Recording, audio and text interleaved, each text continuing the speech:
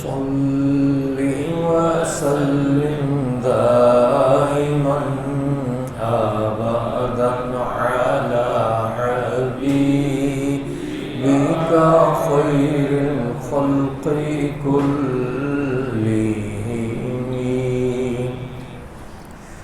محمد سيد الكونين والثقلين محمد سيد الكونين والثقلين والفريقين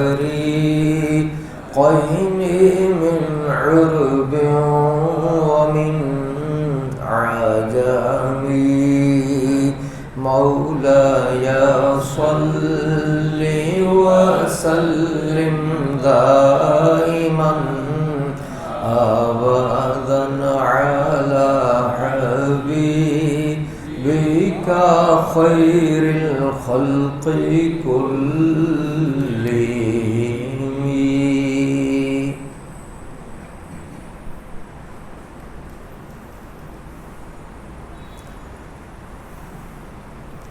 قال عروة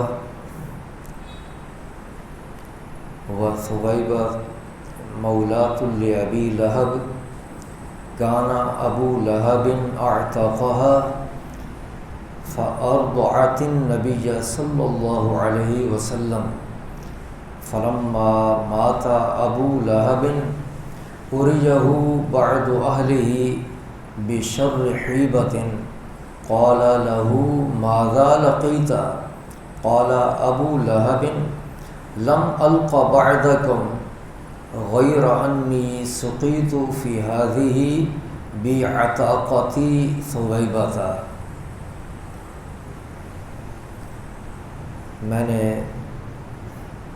بخاری شریف کی کتاب الرضع کا ایک باب ہے، باب وَأُمَّهَاتُكُمُ اللَّاتِي أَرْضَعْنَكُمْ وَيَحْرُمُ مِنَ الرَّضَاعَةِ مَا يَحْرُمُ مِنَ النَّسَبِ. اس باب کے تحت ایک حدیث پاک امام بخاری لائے، اور امام بخاری نے یہ جو حدیث پاک ذکر کی ہے اس میں پہلے سند بیان کی، جیسے کہ ہر حدیث کے شروع میں سند ہوتی ہے، اور وہ سند کیا بیان کی؟ آپ نے فرمایا کہ حدثنا الحکم بن نافع، ہمیں حدیث بیان کی حکم بن نافع نے، اور پھر کہا کہ وہ میرے استاد حکم بن نافع انہوں نے فرمایا کہ اخبرنا شعیب عن الزہری، ہمیں خبر دی شعیب نے زہری سے. قال اخبرنی عروۃ بن الزبیر، انہوں نے یہ کہا، یعنی پردادا استاد زہری اس حدیث کے جو ہیں، انہوں نے یہ کہا کہ مجھے خبر دی عروہ بن زبیر نے. عروہ بن زبیر نے خبر دی. کیا خبر دی؟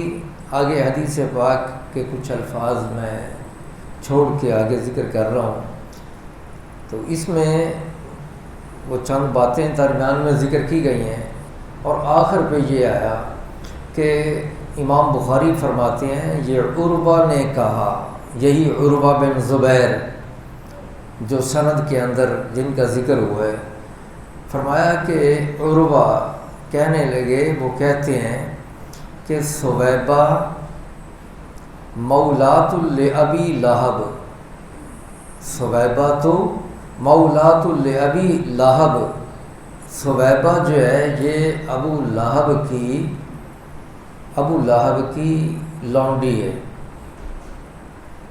ثویبہ چونکہ اس حدیث پاک کے اندر پہلے ذکر ثویبہ کا وہ آیا، تو یہاں پہ امام بخاری کہتے ہیں کہ عروہ وہ یہ فرماتے ہیں کہ ثویبہ جو ہے یہ ہے ابو لہب کی لونڈی.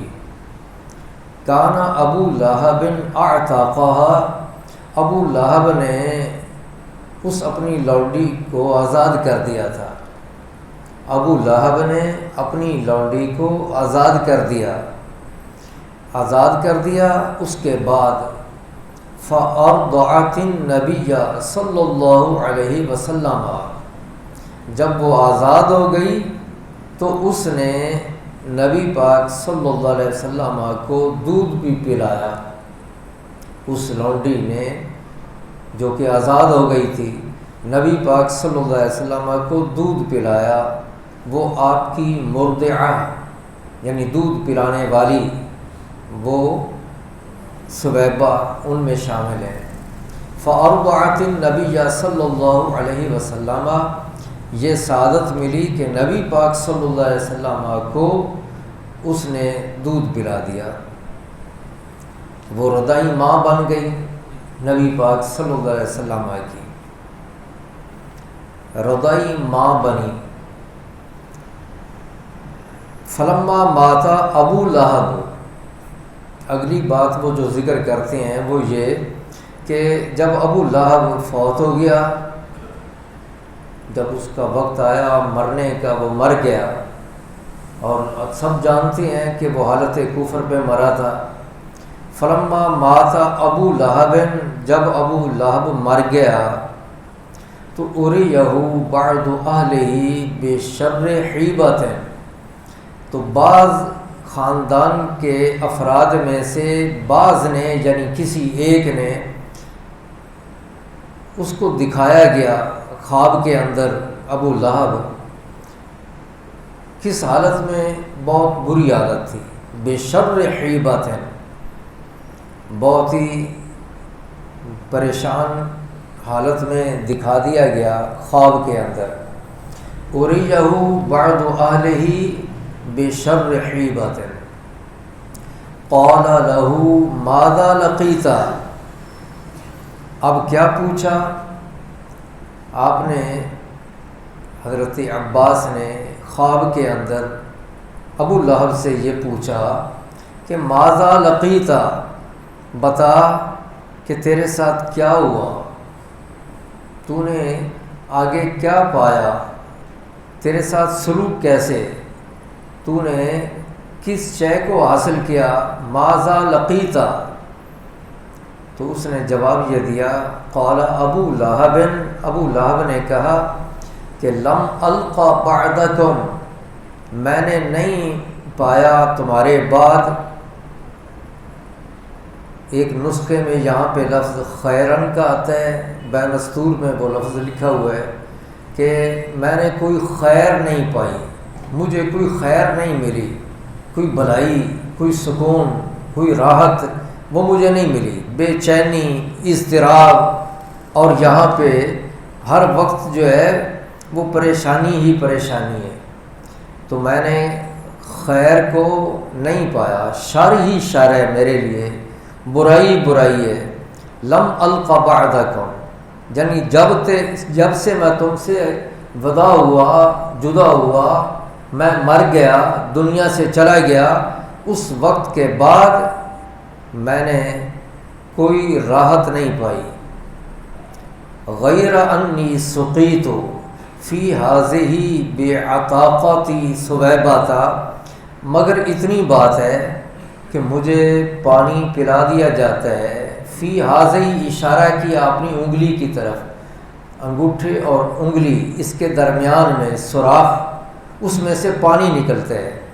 تو کہا کہ اس سے اشارہ کر کے کہا، امام بخاری نے یہاں پہ وہ الفاظ ذکر نہیں کیے کہ وہ انگلی تھی یا کیا تھا، کہاں بس ہاضے ہی کا ذکر کہ اس میں اس نے اشارہ کر کے کہا کہ اس میں مجھے پانی جو ہے وہ پلایا جاتا ہے، اس میں سے میں پانی پیتا ہوں، پانی مجھے دیا جاتا ہے. بے عطاقتی سویبہ، ساتھ علت بھی بتائی، وجہ بھی بتائی، وہ بھی جانتا ہے ابو لہب بھی. خواب کے اندر اس نے بتایا کہ مجھے جو تھوڑا سا سکون ملتا ہے یا پانی مل جاتا ہے، عذاب میں جو تخفیف ہو جاتی ہے، اس تخفیف کا سبب کیا ہے وہ سبب خود بتا رہا ہے خواب کے اندر، کہتا ہے بے عتاقاتی ثویبہ تھا، کیونکہ میں نے لونڈی ثویبہ کو آزاد کیا تھا، میں نے اپنی لونڈی ثویبہ کو آزاد کیا تھا۔ اس آزاد کرنے کی وجہ سے وہ فرماتے ہیں کہ حضرت عباس فرماتے ہیں کہ اس نے مجھے یہ کہا خواب کے اندر کہ میں نے چونکہ آزاد کیا تھا ثویبہ کو، اور آزاد بھلا کیوں کیا تھا؟ وہ اس لیے آزاد کیا تھا کہ اس نے آ کر خوشخبری دی تھی، مجھے بشارت دی تھی کہ تیرا بھتیجا پیدا ہوا ہے، اور میں نے خوشی میں اس کو آزاد کر دیا تھا۔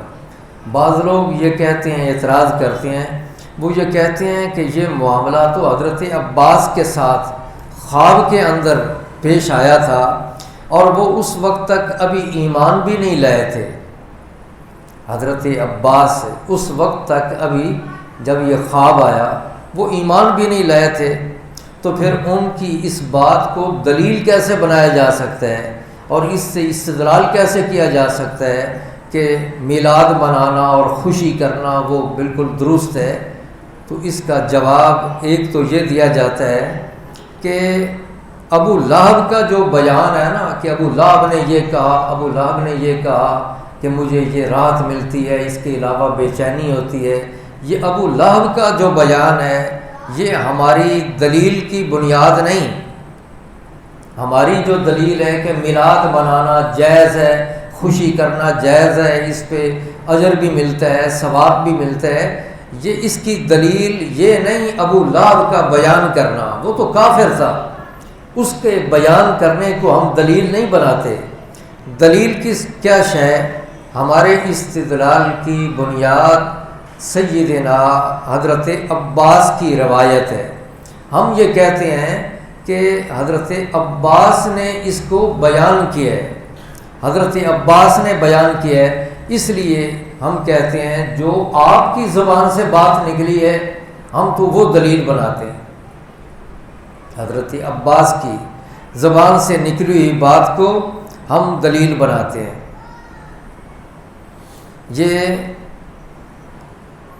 ایک جواب دیا جاتا ہے۔ دوسری بات یہ کہ جس وقت یہ خواب آیا، اگرچہ اس وقت حضرت عباس ابھی تک ایمان نہیں لائے تھے، لیکن جب آپ نے یہ بیان کیا ہے نا خواب، یہ روایت کو بیان کیا ہے، اس وقت اسلام لا چکے تھے۔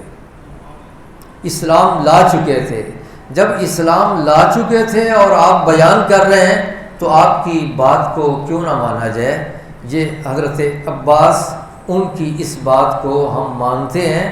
اور پھر اگلی بات یہ کہ یہ حدیث پاک جو ہے اس کو محدثین نے، علماء نے، فقہاء نے اس کو قبول کیا ہے اور اس حدیث کو بیان کیا ہے۔ اس سے آگے انہوں نے دلائل وہ اخذ کیے ہیں جو اس بات کی دلیل ہے کہ باقی جو امت کے علماء ہیں جب انہوں نے اس کو قبول کیا، حتیٰ کہ امام بخاری انہوں نے بھی اپنی صحیح کے اندر الصحیح، یہ کتاب صحیح بخاری، اس کے اندر امام بخاری نے بھی ذکر کر دیا اس حدیث کو، تو ان کا اپنی کتاب کے اندر حدیث کو لانا یہ بھی اس بات کی دلیل ہے کہ اس حدیث کو مان لیا جائے اور اس پہ جو باتیں اس سے اخذ ہوتی ہیں ان کو تسلیم کیا جائے،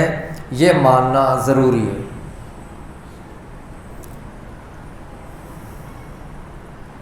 امام بخاری انہوں نے جو یہ حدیث بیان کی ہے،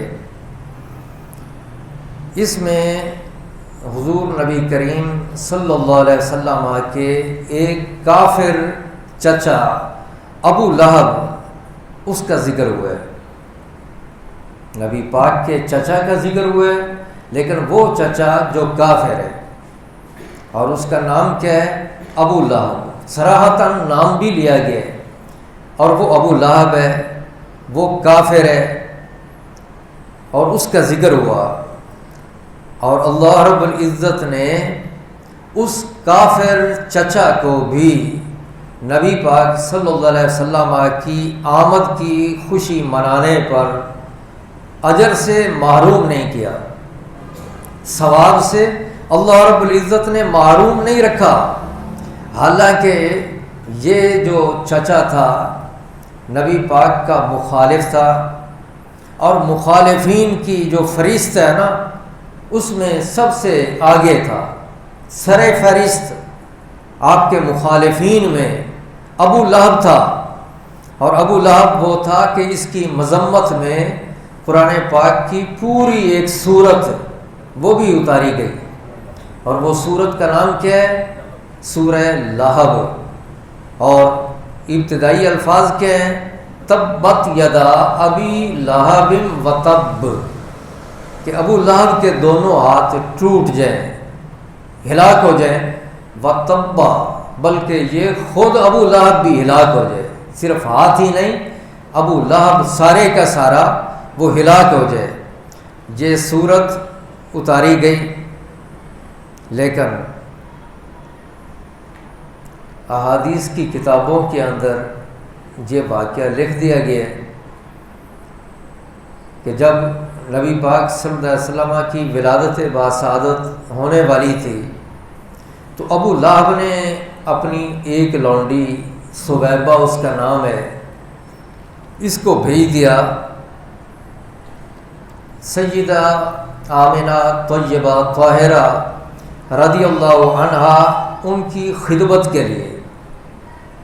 ولادت کے وقت جب نبی پاک کی ولادت کا وقت قریب تھا تو اپنی لونڈی کو ابو لہب نے خدمت کے لیے بھیجا، اور وہ جا کے خدمت کرتی رہیں۔ جب نبی پاک صلی اللہ علیہ وسلم کی ولادت باسعادت ہوئی نا تو وہ لونڈی جو ہے ابو لہب کی، وہ خوشی کے ساتھ دوڑتی وہ گئی اور جا کے اس نے ابو لہب کو بھتیجے کی خوشخبری دی، کہا مبارک ہو بھتیجا، وہ تجھے پیدا اللہ پاک نے کر دیا ہے۔ اور بھتیجے کی خوشی میں وہ اتنا خوش ہوا کہ اس نے وہیں پہ اسی وقت ہی اپنی انگلیاں سے، دونوں انگلیوں سے اشارہ کرتے ہوئے نا اسے آزاد کر دیا، اشارہ کر کے آزاد کر دیا کہ میں نے تجھے آزاد کیا۔ تو چونکہ انگلیوں سے اشارہ یہ کیا، آزاد کیا، تو اللہ رب العزت نے یہ پھر کرم کر دیا ایک کافر کے اوپر۔ کیا کرم کیا کہ اس کو عذاب، قبر کے اندر جو عذاب ہے اس کے اندر تخفیف کر دی، کمی کر دی۔ یہ روایت مرسل ہے۔ مرسل روایت کیا ہوتی ہے کہ تابعی تک بات رک جائے، آگے درمیان میں صحابی کا ذکر نہ ہو، یہ مرسل ہے حدیث۔ لیکن اگرچہ یہ مرسل حدیث ہے لیکن اس کے باوجود یہ مقبول ہے، یہ مقبول۔ اس کی دلیل جیسے پہلے بھی ذکر کی کہ امام بخاری نے اپنی صحیح کے اندر اس حدیث کو ذکر کیا ہے، لہذا یہ قبول ہوگی۔ اور بڑے بڑے جو علماء ہیں حفاظ حدیث، انہوں نے بھی اس حدیث پاک پر اعتماد کیا، اور انہوں نے اس سے وہ ساری چیزیں اخذ کیں اور بتایا کہ میلاد منانا جائز ہے اور اس پہ اجر و ثواب بھی ملتے ہیں۔ اور دوسری بات یہ بھی ہے کہ یہ جو روایت ہے نا، یہ فضائل اور مناقب اس میں بیان ہوئے، فضیلت بیان ہو رہی ہے کہ نبی پاک کی آمد پہ خوشی کرنا اور لونڈی کو آزاد کرنا، پیسہ خرچ کرنا، اس پہ اللہ پاک اجر دیتا ہے، تخفیف عطا کر دیتا ہے عذاب کے اندر۔ تو یہ شے جو ہے فضائل اور مناقب یہاں پہ بیان ہوئے ہیں، احکام اور مسائل نہیں۔ احکام کے معاملہ میں مرسل حدیث جو ہوتی ہے اس کو قبول نہیں کرتے، لیکن یہ حلال اور حرام کے بارے میں نہیں حدیث، لہذا اس کو بھی قبول کیا جاتا ہے۔ حافظ شمس الدین محمد بن عبداللہ جزری وہ اپنی کتاب کے اندر یہ لکھتے ہیں کہ فَإِذَا كَانَ أَبُو لَهَبٍ الْكَافِرُ الَّذِي نَزَلَ الْقُرْآنَ بِذَمِّهِ جُوزِيَ فِي النَّارِ بِفَرْحِهِ لَيْلَةَ مولد النبی صلی اللہ علیہ وسلم۔ وہ فرماتے ہیں کہ ابو لہب جو ہے وہ تو تھا کافر، اور کافر بھی وہ کہ جس کی مذمت میں قرآن اترا، جس کی برائی میں قرآن پاک نازل ہوا، اس کو بھی آگ کے اندر جزا دے دی گئی، بدلہ دے دیا گیا۔ کیوں؟ بفرحہ لیلۃ مولد النبی صلی اللہ علیہ وسلم، نبی پاک صلی اللہ علیہ وسلم کی ولادت کی رات خوشی منانے پر، بفرحہ ابو لہب نے خوشی کی، فرحت اور مسرت کا اظہار کیا جس رات نبی پاک صلی اللہ علیہ وسلم کی ولادت باسعادت ہوئی، تو اس کو بھی آگ کے اندر، باوجود اس کے کہ وہ آگ میں ہے، دوزخ میں جائے گا، کافر ہے، اس کو اس کے باوجود بھی جزا دے دی گئی، بدلہ مل گیا، صلہ مل گیا، اجر اس کو بھی عطا کر دیا گیا۔ تو وہ فرماتے ہیں فما حال المسلم الموحد من امت النبی صلی اللہ علیہ وسلم، خود اندازہ لگا لو کہ اگر کوئی مسلمان ہو اور کلمہ گو ہو اور موحد ہو، اللہ کی وحدانیت کا اقرار کرنے والا ہو اور نبی پاک کا امتی ہو، یسر بمولدہ، وہ نبی پاک صلی اللہ علیہ وسلم کی ولادت پر خوشی کا اظہار کرے، وَبَذَلَ مَا تَصِلُ إِلَيْهِ قُدْرَتُهُ فی محبت ہی، نبی پاک صلی اللہ علیہ وسلم کی آمد کے سلسلہ میں، آپ کی محبت میں آ کر، نبی پاک کے عشق میں آ کر جتنی اس کے پاس طاقت ہے، وہ اگر دولت بھی خرچ کر دے، مال خرچ کر دے جو اس کے پاس ہے، تو وہ فرماتے ہیں قسم ہے میری زندگی کی قسم، انما یکون جزاؤہ من اللہ الکریم ان یدخلہ بفضلہ جنات النعیم۔ وہ کہتے ہیں میری زندگی کی قسم، اس کی جزا اللہ کریم کی جانب سے ہوگی۔ کیا جزا ہوگی؟ کہ اللہ رب العزت مسلمان کو جو موحد ہے اور جو نبی پاک کی آمد کے سلسلہ میں خوشی کرے، اور فرماتے ہیں جو پیسہ بھی خرچ کر دے، وہ فرماتے ہیں میری زندگی کی قسم، اللہ کریم کی جانب سے اس کو صلہ یہ ملے گا کہ اللہ کریم اس کو اپنے فضل سے جنات النعیم، نعمتوں کے جو باغات ہیں، ان میں داخل کر دے گا۔ یہ ان کی سوچ ہے پرانے بزرگوں کی، وہ حدیث کو قبول کرتے ہیں تو یہ باتیں انہوں نے ذکر کی ہیں نا، حوالہ دے کر انہوں نے ابو لہب کی یہ اس بات کا حوالہ دے کر یہ بات انہوں نے کر دی۔ وہ کہتے ہیں کہ ابو لہب تو کافر تھا اور قرآن اس کی مذمت میں اترا تھا، تو اس کو بھی آگ کے اندر ہونے کے باوجود بھی جنت میں وہ نہیں جائے گا، اس کے باوجود پھر بھی اس کے عذاب میں تخفیف کر دی گئی، اس کو صلہ مل گیا، بدلہ دے دیا گیا، پانی اس کو مل رہا ہے۔ تو مسلمان جو موحد ہے، نبی پاک صلی اللہ علیہ وسلم کا امتی ہے، وہ خوشی کرے گا اور پیسہ خرچ کرے گا، تو یہ ہو نہیں سکتا کہ اس کو صلہ نہ ملے۔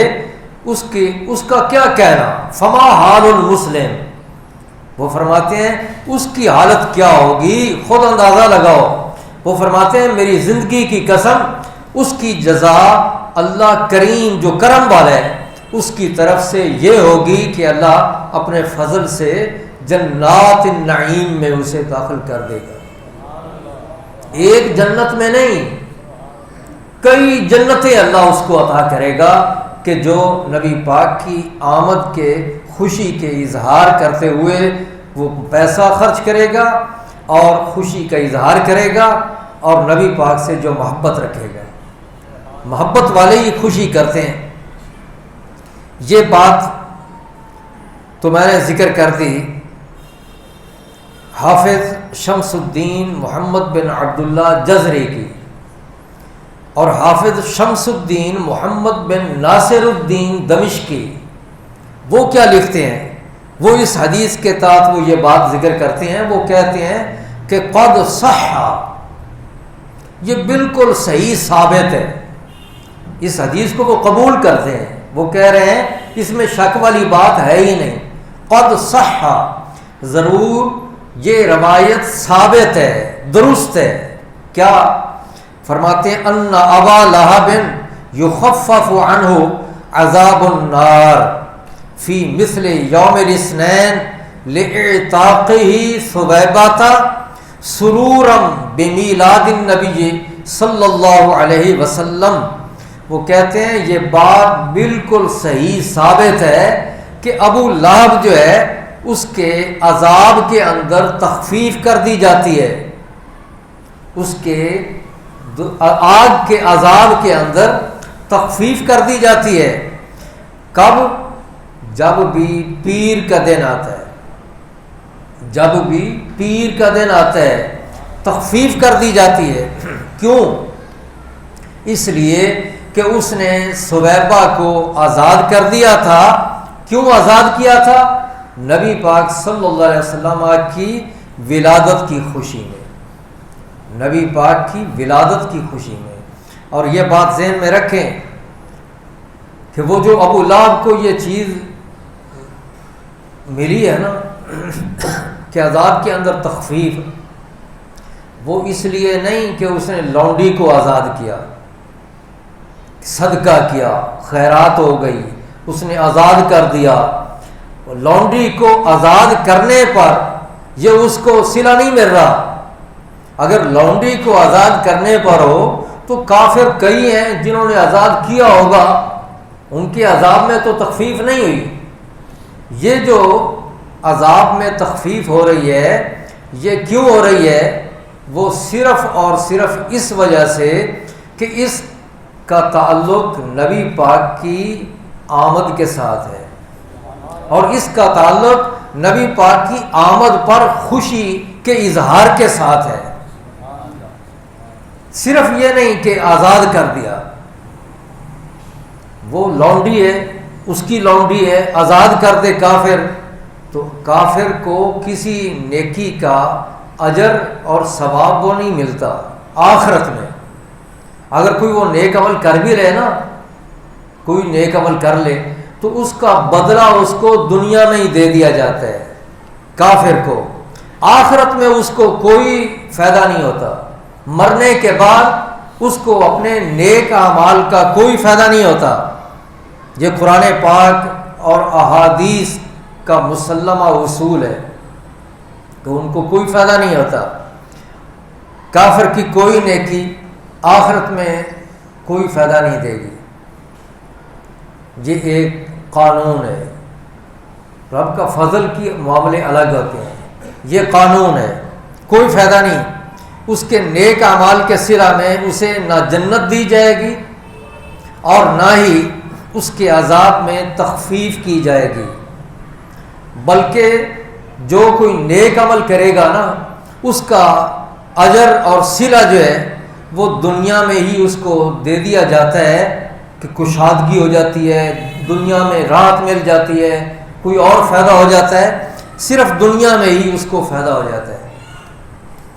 سورہ ہود میں اللہ رب العزت فرماتا ہے 12ویں پارہ کے اندر کہ من کانا یرید الحیات الدنیا وزینتہا، جو شخص دنیا کی زندگی کا ارادہ کرتا ہے اور دنیا کی زینت کا ارادہ کرتا ہے، یہ مراد کافروں کی بات ہو رہی ہے. نوفی الیہم اعمالہم فیہا، ان کے اعمال کا پورا پورا بدلہ ہم اسی میں یعنی دنیا میں ہی دے دیا کرتے ہیں. دنیا میں ہی ہم ان کے اعمال کا پورا پورا بدلہ دے دیا کرتے ہیں. وَهُمْ فِيهَا لَا يُبْخَسُونَ، اور دنیا میں کمی نہیں کی جاتی.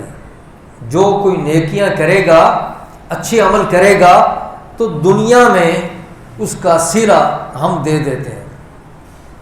لیکن اگلی آیت میں کیا فرمایا؟ اولئک الذین لیس لہم فی الآخرہ الا النار، یہ وہ لوگ ہیں کہ جن کو آخرت میں ان کے لیے کچھ بھی نہیں ہوگا علاوہ آگ کے، یعنی آخرت میں ان کے لیے آگ ہی ہوگی، دوزخ میں ہی یہ جائیں گے. اولئک، یہ وہ لوگ ہیں، الذین لیس لہم فی الآخرۃ الا النار وحبط ما صنعوا فیہا، اور جو کچھ انہوں نے دنیا میں کیا وہ سارے کا سارا باطل ہو جائے گا، ان کی نیکیاں ضائع ہو جائیں گی. وباطل ما كانوا يعملون، اور وہ جو بھی عمل کرتے ہیں نا وہ باطل ہے. ایسے ہی سورہ نور میں اللہ کریم فرماتا ہے والذین کفروا اعمالهم کسراب بقیعۃ یحسبہ الظمآن ماء، کافر لوگ جو ہیں ان کی جو نیکیاں ہوں گی، ان کے جو کام ہوں گے وہ ایسے ہی ہیں جس طرح چٹیل میدان کے اندر سراب ہو. چٹیل میدان میں سراب، سراب کس کو کہتے ہیں کہ دور میں دیکھنے وہ ریت، ریگستان ہے، وہ چمک رہی ہو ریت، اور دور سے نظر جب ڈالی جائے، دوپہر کا وقت ہو تو دھوپ لگ رہی ہو تو یوں لگے کہ وہ پانی ہے اور وہ پیاسا بندہ ہے وہاں، اور پانی کہیں دستیاب بھی نہیں. چٹیل میدان ہے، وہ بڑی امید لیے آگے بڑھے کہ مجھے آگے پانی مل جائے گا، میں ہمت کروں. جب آگے جائے تو پانی تو ہے نہیں. اللہ رب العزت فرماتا ہے کافروں کا بھی یہی معاملہ ہے. والذین کفروا اعمالهم کسراب بقیعۃ یحسبہ الظمآن ماء، کہ وہ اسے سمجھتا ہے بندہ کہ پانی ہے لیکن وہ تو سراب ہے. سراب کی طرح کافروں کی نیکیاں بھی ہیں کہ کافر سمجھتے ہیں ہمارے پاس نیکی ہیں، لیکن آخرت میں جب دیکھیں گے تو کچھ بھی ہاتھ نہیں آئے گا. اللہ رب العزت فرماتا ہے حتی اذا جاءہ لم یجدہ شیئا، کہ جب وہ بندہ جو سمجھ رہا ہے کہ پانی ہے وہ سراب کے پاس جائے گا تو وہ کچھ بھی نہیں پائے گا، وہاں پانی کا نام و نشان بھی نہیں ہوگا. ایسے ہی کافروں کا معاملہ بھی ہے. اللہ رب العزت سورہ فرقان میں فرماتا ہے قدمنا الی عاملوا، یہ جو کافر عمل کرتے ہیں نا نیکیاں، ہم ان کی طرف متوجہ ہوں گے قیامت کے دن. فجعلناه هباء منثورا، تو بکھرا ہوا غبار ہم بنا دیں گے، ان کی نیکیوں کو بکھرا ہوا غبار یہ بنا دیں گے، کوئی اس میں وزن ہی نہیں ہوگا، کوئی وزن نہیں ہوگا. اب یہ دیکھیں ایک طرف تو یہ بات ہے کہ کافر وہ کوئی نیکی کر لے، ایک نیکی کی بات نہیں ڈھیروں نیکیاں بھی کر لے، تو اللہ کریم یہ آیتیں کیا بتا رہی ہیں کہ وہ ساری نیکیاں ڈھیروں کے ڈھیر نیکیوں کے کافروں کی بات ہے. آخرت میں ان کو کچھ نہیں ملے گا، وہ خالی ہاتھ ہوں گے سوائے آگ کے کچھ بھی نہیں. یہ اللہ کریم فرما رہا ہے، قرآن مجید کے اندر فرما رہا ہے. یہ کافروں کی بات ہو رہی ہے کہ ان کے پاس ڈھیر بھی لگ جائیں نیکیوں کے، ان کو دنیا میں ہی بدلہ دے دیا جاتا ہے، آخرت میں مرنے کے بعد کوئی فائدہ نہیں ہوتا. اور اب دوسری طرف آ جائیں، ایماندار جو ہیں وہ اگر نیکیاں کریں، اچھے عمل کریں، تو آخرت میں نیک کاموں پر جزا کے وہ حقدار ہوتے ہیں، ان کو جزا ملے گی. جزا کے حقدار وہ صرف مسلمان ہی ہیں، کیونکہ اللہ رب العزت کے ہاں اعمال کے اجر کا باعث وہ کیا ہے؟ ایمان۔ ایمان ہے تو اللہ پاک نیکیوں کا اجر عطا کرے گا، اگر ایمان نہیں ہے تو پھر نیکیوں کا اجر وہ نہیں ملتا۔ سورہ آل عمران میں اللہ رب العزت فرماتا ہے یستبشرون بنعمت من اللہ وفضل، کہ ایمان والے جو ہیں جب فوت ہو جاتے ہیں تو وہ خوش ہوتے ہیں اللہ کی نعمتوں کے ملنے پر اور اللہ کے فضل پر خوش ہوتے ہیں۔ یہ باتیں یہاں پہ شہداء کی ہو رہی ہیں، تو اللہ کریم فرماتا ہے وہ خوش ہوتے ہیں کس بات پہ؟ اللہ کی طرف سے جو نعمتیں ملتی ہیں ان پر، اور اللہ کا جو کرم ہو جاتا ہے اس پر۔ وَأَنَّ اللَّهَ لَا يُضِيعُ أَجْرَ الْمُؤْمِنِينَ، اللہ ایمان والوں کے اجر کو ضائع نہیں کرتا۔ ایمان والے جو ہوتے ہیں نا، وہ جو نیکیاں کریں اللہ پاک ان کی نیکیوں کو قبول کرتا ہے، اور آخرت میں اللہ پاک صلہ بھی عطا کرے گا۔ وہ ایک بھی نیکی کیوں نہ ہو، اللہ پاک اس نیکی کا بھی اجر عطا کرے گا۔ اور اگلی آیت میں اللہ کریم یہ بھی فرماتا ہے لِلَّذِينَ أَحْسَنُوا مِنْهُمْ وَاتَّقَوْا أَجْرٌ عَظِيمٌ، کہ وہ لوگ جو متقی ہوتے ہیں، جو نیک ہوتے ہیں، نیکیاں کرتے ہیں، ان کے لیے کیا ہے؟ اجر عظیم، بہت بڑا اجر۔ اللہ تعالیٰ بہت بڑا اجر کن کو عطا کرتا ہے؟ ایمان والوں کو۔ اور اللہ رب العزت یہی بات فرماتا ہے سورہ یوسف میں کہ وَلَا نُضِيعُ أَجْرَ الْمُحْسِنِينَ، نیکی کرنے والوں کے اجر کو ہم ضائع نہیں کرتے۔ وَلَا أَجْرُ الْآخِرَةِ خَيْرٌ، آخرت میں جو اللہ پاک اجر عطا کرے گا نا وہ بہت ہی بہتر ہوگا، لیکن وہ کن کو ملے گا اجر؟ فرمایا لِلَّذِينَ آمَنُوا وَكَانُوا يَتَّقُونَ، ان لوگوں کے لیے یہ اجر ہوگا کہ جو ایماندار ہیں اور جو متقی اور پرہیزگار ہیں۔ سورہ کہف میں اللہ کریم فرماتا ہے ان الذین آمنوا وعملوا الصالحات انا لا نضیع اجر من احسن عملا، بے شک ہم جو لوگ ایمان لائے نیکیاں کریں ہم ان کی نیکیوں کو ضائع نہیں کریں گے، ہم ان کی نیکیوں کو ضائع نہیں کریں گے۔ یہ اللہ رب العزت فرما رہا ہے کہ نیکیوں کو ہم ضائع نہیں کریں گے، تو اللہ جل مجدہ الکریم ان کی نیکیوں کو ضائع نہیں کرے گا۔ اب آپ دیکھیے ایماندار ان کی نیکیوں کو رب ضائع نہیں کرے گا، آخرت میں اجر دے گا، اور کافر ان کو آخرت میں مرنے کے بعد ان کی نیکیوں کا اللہ پاک ان کو اجر نہیں دے گا، ثواب نہیں دے گا۔ یہ دو باتیں ذہن میں رکھ لیں۔ اب اگلی بات سوچئے کہ اللہ رب العزت نے اس حدیث پاک کو آپ دیکھیں کہ کافر، اللہ پاک کا فیصلہ تو یہی ہے کہ کافروں کو مرنے کے بعد نیکیوں کا اجر نہیں ملنا، فائدہ نہیں پہنچنا، اور ایماندار جو ہیں ان کے مرنے کے بعد ان کی نیکیوں کا ان کو صلہ ملے گا۔ واضح ہو گیا۔ اب اللہ رب العزت نے جب یہ بتا دیا کہ کافروں کو کوئی فائدہ نہیں ہوتا، یہ حدیث پاک اب ذہن میں لائیں کہ اللہ رب العزت ابو لہب کو تو فائدہ پہنچا رہے ہیں اس کے عمل کا، اس کی نیکی کا، تو اس کا فائدہ کیوں ہو رہا ہے؟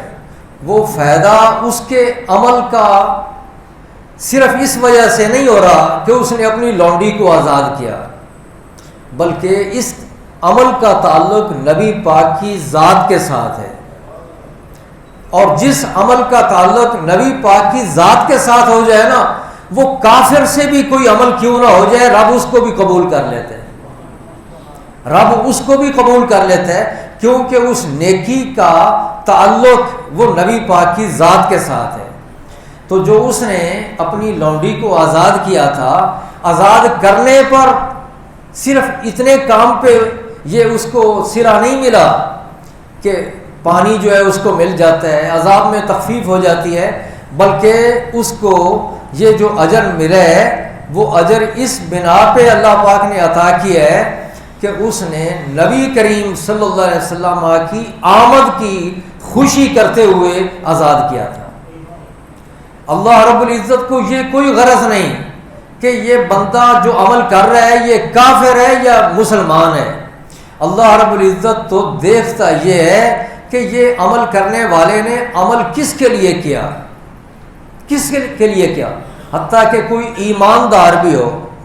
اب یہ بات بھی ذہن میں لیں کہ ایماندار ہو، اس کی نیکیاں کام آ جاتی ہیں نا آخرت میں، لیکن اللہ کریم کیا فرماتے ہیں کہ یا ایھا الذین آمنوا لا ترفعوا اصواتکم فوق صوت النبی، اے ایمان والو۔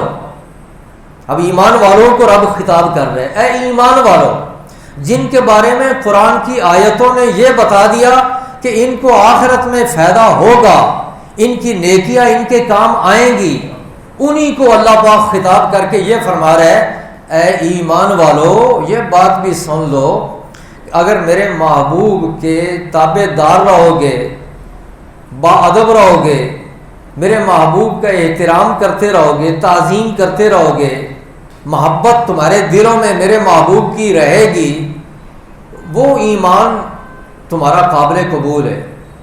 اور وہ جو پھر اس کے بعد نیکی کرو گے وہ نیکیاں قبول ہیں، جتنی بھی نیکیاں کر لو، وہ چھوٹی نیکی ہو یا بڑی وہ قبول ہوگی۔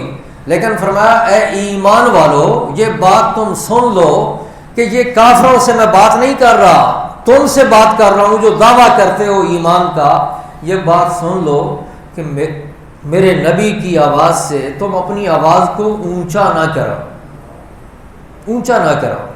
یعنی یہاں کچھ بولنے کی تو بات ہی نہیں ہو رہی نا، گستاخی کی، بے ادبی کی، صرف آواز کی بات ہو رہی ہے کہ تم اپنی بات کرو، باتیں کرنے کی اجازت ہے، لیکن فرمایا میرے نبی کی بارگاہ میں تم جب ہو بیٹھے ہو اور میرے محبوب کی آواز سے تم اپنی آواز کو اونچا نہ کرو، کیونکہ اس میں بے ادبی کا ایک پہلو نکلتا ہے۔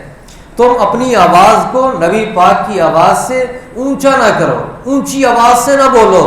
وَلَا تَجْهَرُوا لَهُ بِالْقَوْلِ كَجَهْرِ بَعْضِكُمْ لِبَعْضٍ، جیسے ایک دوسرے سے بات کرتے ہوئے بے تکلفی میں ایک دوسرے سے بات اونچی کر لیتے ہیں آواز میں، میرے نبی کی بارگاہ میں جب ہو، میرے محبوب سے باتیں تمہاری ہو رہی ہوں تو پھر میرا حبیب بات کرے تو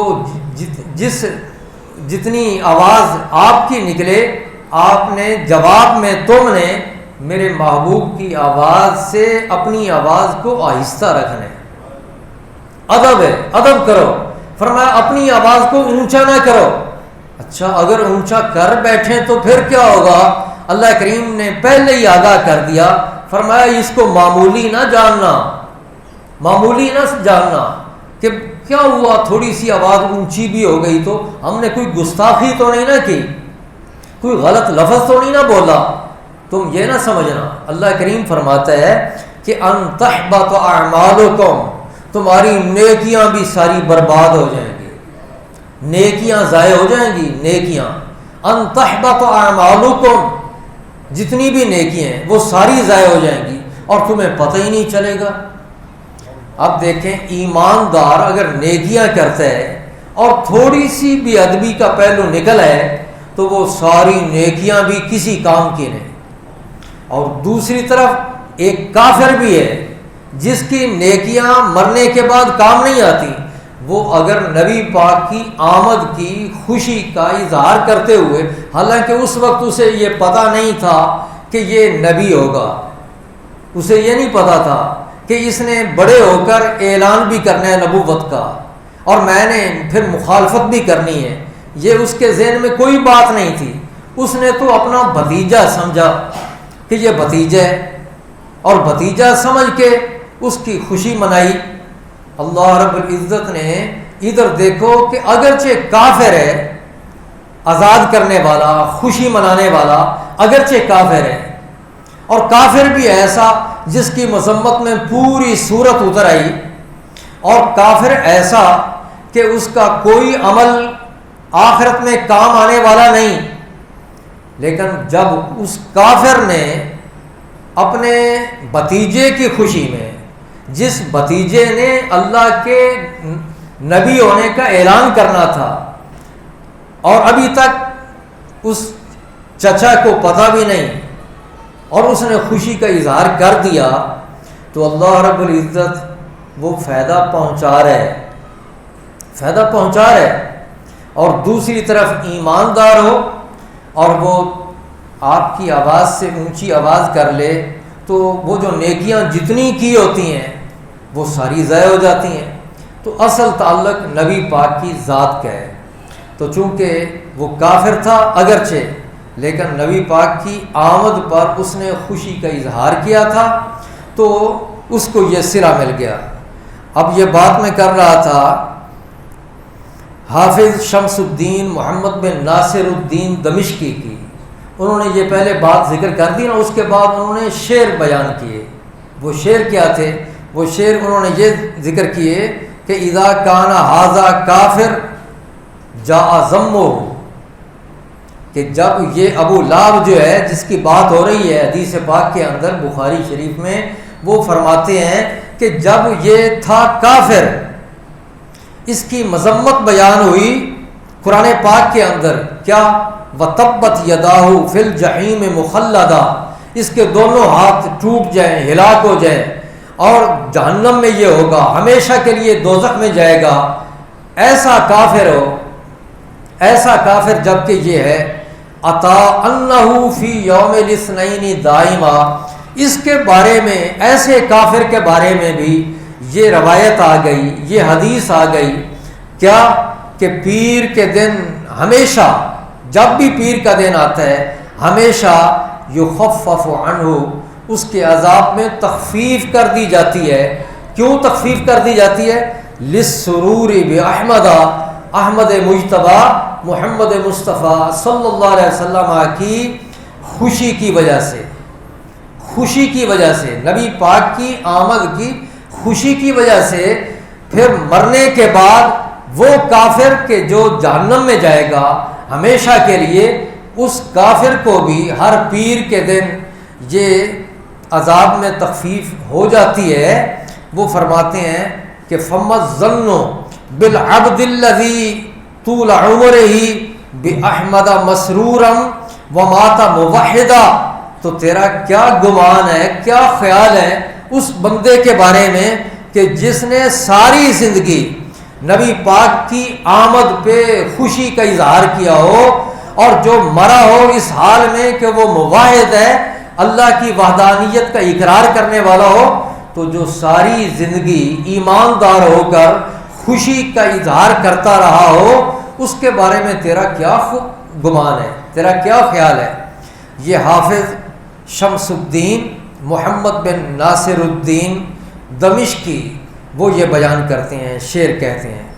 تو آپ اندازہ لگائیں کہ نیکی کا فائدہ وہ اگر کافر کو بھی مل جاتا ہے تو اس کا کیا مطلب ہے کہ کافر کی نیکی وہ اس وجہ سے قبول نہیں ہو رہی کہ اس نے کوئی نیکی کی ہے، اس نے لونڈی کو آزاد کر دیا ہے، آزاد کرنا ایک نیکی ہے، یہ نہیں، بلکہ اس کو بھی جو فائدہ ہو رہا ہے نبی پاک کی نسبت سے ہو رہا ہے، فائدہ نبی پاک صلی اللہ علیہ وسلم کی نسبت سے فائدہ ہو رہا ہے۔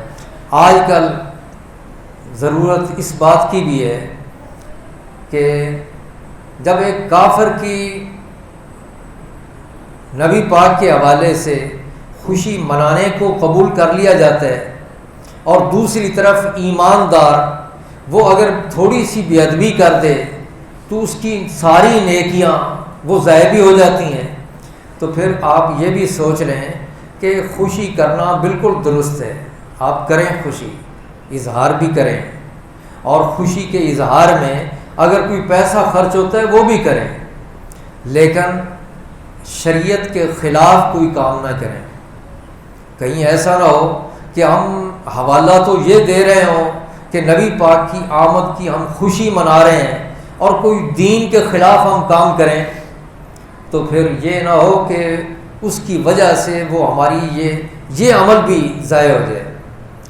خوشی کا اظہار کریں، آپ باوضو ہو کر جشن منائیں، باوضو ہو کر محفل میں آپ بیٹھیں، نبی پاک کا ذکر کریں، نعت خوانی ہو، قرآن پاک کی تلاوت ہو، درود پاک پڑھا جائے، درود و سلام ہو، آپ کے حوالے سے تقاریر ہوں، خطاب ہو، باتیں کی جائیں، نبی پاک کی ولادت کی، نبی پاک کے بچپن کی باتیں ہوں، نبی پاک کی سیرت کی باتیں ہوں، نبی پاک کے ظاہری جمال، حسن و جمال کی باتیں ہوں، آپ کے کمالات کی باتیں ہوں، معجزات کی باتیں ہوں، یہ سارے کام ہوں، لیکن باادب طریقے سے، ادب کرتے ہوئے اگر یہ سارے کام کریں گے تو پھر قبول ہی قبول، پھر فائدہ ہی فائدہ ہے۔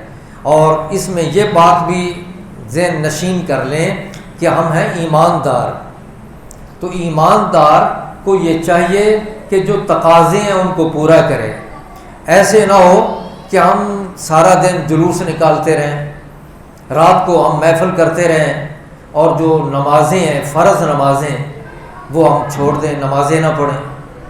یہ محبت نہیں ہے، یہ تو ایک منافقت ہے نا، کہ کہتے کچھ ہیں کرتے کچھ ہیں۔ اور اللہ کریم فرماتا ہے یا ایھا الذین آمنوا لما تقولون ما لا تفعلون، جو کام خود کرتے نہیں وہ کہتے کیوں ہو؟ کبر مقتا عند اللہ ان تقولوا ما لا تفعلون، اللہ کے ہاں یہ بہت بڑی ناراضگی کی بات ہے کہ جو کام کرو نہ وہ کہو، اور جو کرو اس کے لیے ہاں پہلے خود کرو پھر دوسروں کو کہو کہ یہ کام تم بھی کرو۔ تو یہ بات ذہن میں رکھیں کہ آپ نمازیں ان کو نہیں چھوڑنی، نمازیں وہ صرف ماہ ربیع الاول کے لیے نہیں ہیں، وہ سارا سال، ساری زندگی ہے، تو ان کو ہم کیوں چھوڑتے ہیں؟ چند دن ہم خوشی کر لیں، محفل کر لیں، جلوس نکال لیں، تو یہ کام اس طرح نہیں چلتا۔ یہ بھی کام کریں وہ بھی کام کریں، لیکن اس کے اندر بھی شریعت کے دائرہ کے اندر رہتے ہوئے کام کریں، اور اللہ رب العزت ہمیں سچی محبت نبی پاک کی عطا فرمائے۔ وآخر دعوانا ان الحمد للہ رب العالمین۔